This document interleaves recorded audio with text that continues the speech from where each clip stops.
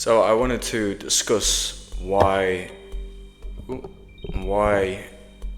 you why we cannot fight oppression through art.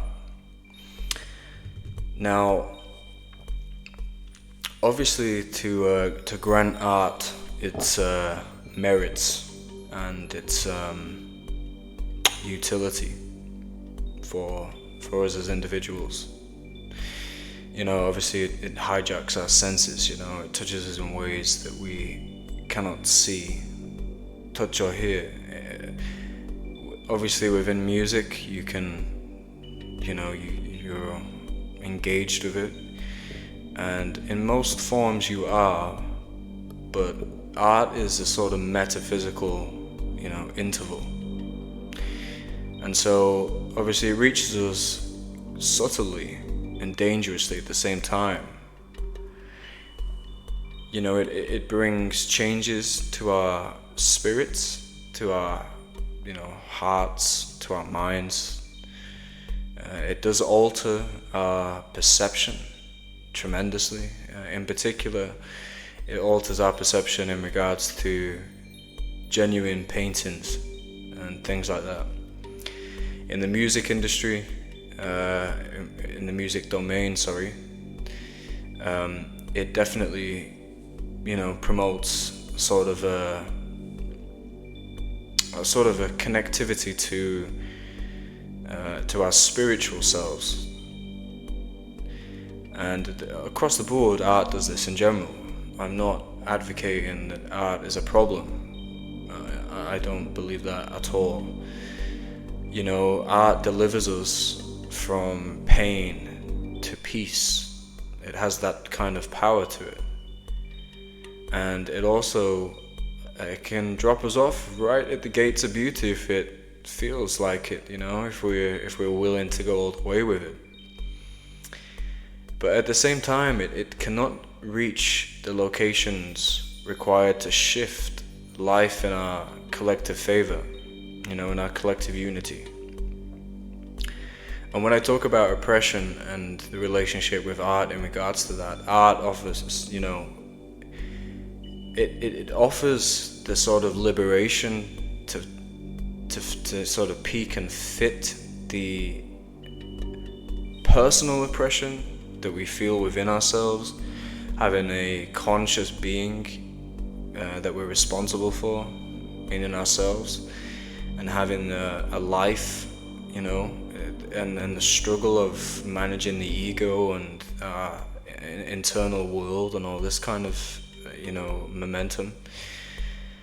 But the oppression that I'm kind of indicating at is the architects of law, the shadow figures, the people who we don't know but have a huge stake in coordinating life for us in various directions. And in regard, you can see this in regards to the celebrities, for example. So people that maybe you admire, that you watch on YouTube, or you watch on streams, etc., or you see in the internet, or you watch on interviews and podcasts and all that kind of stuff. There's a large group of them that have been scrutinized in the same kind of manners, and this is the shadow force that I'm talking about with oppression. These individuals, I'm not going to name drop any, but these individuals that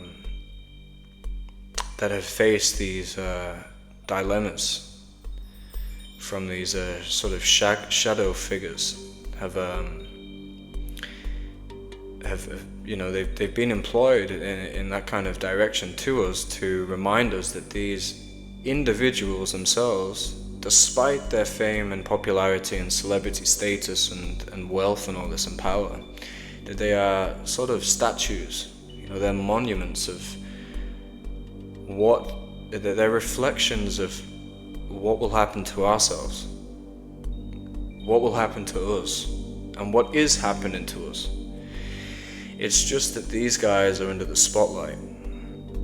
and the common individual and the average individual that isn't under the spotlight is experiencing the same hands around their necks, but their awareness of it is not very, it's not quite clear for them. And so, to talk about art too in this regard, it does generate a sort of cosmic reflection when we're engaged with it. Art to me is almost a justification of our existence in some cosmic ethereal process. From music to paintings to across the board of all art forms. You can even make a claim with sports, as being art forms like boxing and things like this. And, you could make also a claim that we spend too much time involved with art, as a sort of a distraction, because it seduces our attention. How many of the masses spend the majority of their time watching Netflix or watching Hollywood? I mean, Hollywood is absolutely ridiculous. I'm not going to get too much into it, but Hollywood definitely has a large sort of stakehold of the populace of Earth involved in it, with it. And think about it. If people are committed to seasons, like shows, seasons, how many of them are watching, seasons of 9, seasons? Just how many hours is that? And people do this back to back. And so there's a clear sort of obsession with art and what it offers to us. And in regards to those sorts of levels, the rewards that one gets from engaging with this kind of art, from music to the entertainment industry and all this other shite, what happens is on some level their spirit is transforming, as they're watching and engaging with this stuff.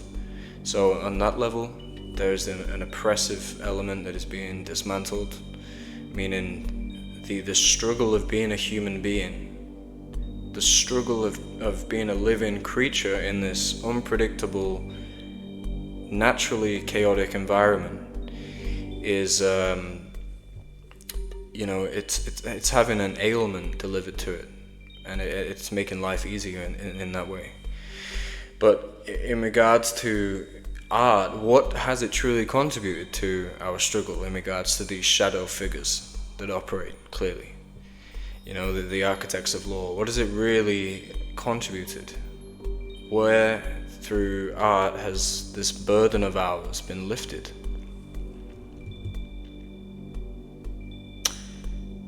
There's not much. It's not done too much. And you can look at the Russian anarchistic art in the 80s and 90s. I forget some of the names, I can't pronounce them. But the anarchistic art never did anything. Rock and roll didn't do much. Again, this creates internal strength, and we can use that to say, okay, we can use art in these directions to fight oppression. But there is a sense of cowardice that comes from it. We are comfortable with art delivering us tools to overcome our own personal sorts of internalized oppression. But in the grand scheme of things, in regards to these shadow figures, art is not. It is not possible for art to enable the fight against the oppression that we experience on this planet. And you can just to note off for illustration, if you look at BLM, the Black Lives Matter protest movements, etc., all that kind of jazz that went on, all that kind of stuff, what did that do? It didn't do anything. The LGBTQ protest, what did that do? These movements that are formulated by these types of individuals, in the shadow circles, so to speak, they coordinate these things as distractions, and they hijacked and brainwash the minds of the masses into believing they are doing something of utility to human life, to society, that they are generating a change as a collective, and that as the herd gathers, they are under the impression that what they are doing is of a benefit to the human race. They're coordinated psyops, obviously. And my impression of this is it is literally just dangling the carrot in front of the mule. That's how this seems to be. And so right now, and for example, if we look at the marches and the protests in Palestine in Western countries, these things also, what have they done in regards to the conflict in Israel? Have they silenced, have they reduced Israel's, total annihilation and, war strategies? Have they done any of that? The protest that was made on Ukraine, what's happened there? There's nothing that's happened there. Think about it. We are dealing with a collective of people that prove to us that we are powerless, but yet we are not powerless. There is the unity of us all as a collective is extremely powerful. And as we look back in history at revolutions, though they were bloody and though they were devastating in regards, they did create change. And the only way that oppression can be rivaled is through rebellion. It is through revolution. And it is not through art. Any artistic endeavor cannot fulfill the requirements to truly liberate our species collectively. We are dealing with a large organized network of individuals that want to imprison mentally and literally our beings and our spirits. This is the war on free speech that we're up against, and all that kind of stuff. But yeah, the only way that the oppression that we experience on this earth can be rivaled with is through strictly physical approaches. And I will leave it there at that point. But I just thought that I would get this off my chest, because I'm beginning to see people believing that certain areas of these movements and things, and to go into the artistic realm, people are believing that the way of liberating oneself is possible through art. and yet the artistic industry, such as the music industry and whatnot, is completely riddled by people who are anti-human in that regard. And the majority of artists are prisoners. You know, they've been robbed. And I'm going off tangent too much here, but I'm just gonna, I think, I'm just gonna leave it there for this, for now. But I just wanted to get this off my chest in regards to how you cannot fight oppression through art. So thank you for listening. If you stumbled onto this video,